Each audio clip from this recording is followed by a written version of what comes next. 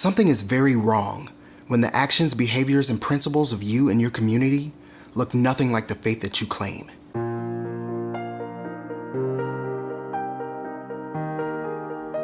I have this one group of friends, and every time we get together, I'm guaranteed a brilliant conversation about everything from God and the Bible to the church, science, philosophy, social justice, politics, and more. These conversations have been more transformational and honestly felt more like church than most church services I've ever attended. But there was a guy on Twitter a few months ago complaining about people who openly critique the church on social media.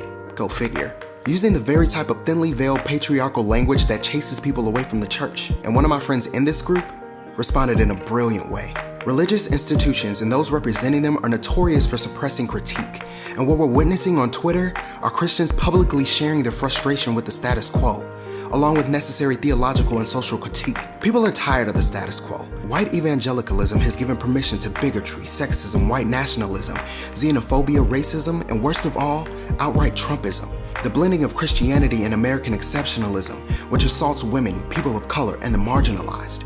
Because of this, the people are airing grief, which is healthy. They're resisting, they're organizing, they're sharing tools on how to dismantle systems of patriarchy and any ism that has plagued us. The hope and expectancy is that a generation will be free from toxic religion, along with toxic policies that disenfranchise the least of these. And the rub you're probably feeling shows that it's working. This brings me to the topic of American Bible thumpers. Some call them the saints, I call them Pharisees. We as Christians have our beliefs. Whether they're actual biblical principles or a result of religious conditioning is beside the point. But we as US citizens have this thing called the First Amendment. Beyond freedom of speech, which is a whole other discussion, it grants us the freedom to practice the religion of our choice. In case you were unaware, neither Christ nor Christianity is mentioned anywhere in the Constitution. Yes, the first American settlers practiced various forms of Christianity, but they were also fleeing countries that literally executed people who branched outside of the land's official religious denomination.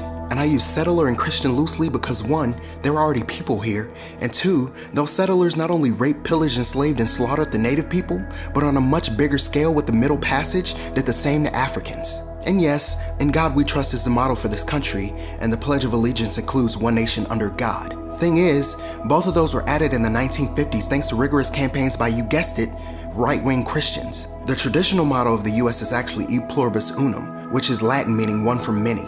And yes, I can see the irony here. Now, I'm not a Bible expert by any means, but I know enough to understand how misconstrued it is, and frankly always has been. You can memorize and quote scripture from here to Calvary, but it means absolutely nothing if you ignore the context in which it was written. But let's take it to the Bible. Matthew 22 or Mark 12, your choice, it's in both. Jesus said himself, give to Caesar what is Caesar's, and to God what is God's. And this isn't me cherry picking a scripture to fit my argument like a lot of us do. Jesus was talking about the separation of church and state here. Christians adhere to both, but they're still completely separate. So no, we don't have the biblical right to dictate the actions and behaviors of others, or beat people over the head with our version of the Bible, especially when this nation isn't nor has it ever been bound by the laws of Christianity. Beyond the freedom of religion, as well as the fact that there are other belief systems, we all have this thing called what? Free will. God doesn't force us to do anything, so who are we to do it to others? The key word here is choice. Jesus' ministry embodied this as he gave people the choice to follow him. Which leads us to the rise of atheism and agnosticism. Atheists believe that God doesn't exist, and agnostics believe that the existence of God is unknown. There are also humanists which fall somewhere in between. Not all atheists, agnostics, and humanists are alike, just like not all black people are alike, and people arrive to these groups for many different reasons. But in quite a few cases that I've personally seen, those who grew up in a religion and later left did so because of their experiences with that religion. We are all the sum of our experiences. So what would you do if everything that you knew about a religion was toxic? Or if someone of a different belief system challenged yours to a point where you began questioning it because everything you were taught up to that point was surface level?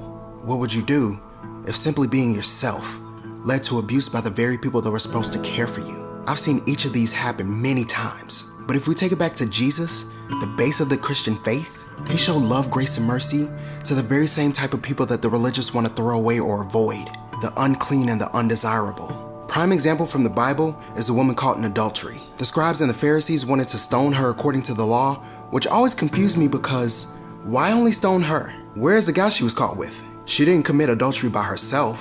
But anyway, their whole intention was to try to trip Jesus up so they could discredit him and continue in their ways. How familiar does that sound? But Jesus simply reminded them that it is not their job to judge. He that is without sin among you, let him cast the first stone at her. One by one, her accusers walk away. How many people have we emotionally stoned? I'm including myself in that number, but I'm reminded that the crux of my faith is grace, mercy, hope, and love. And at the same time, self-correction. First, remove the plank from your own eye, and then you will see clearly to remove the speck from your brother's eye.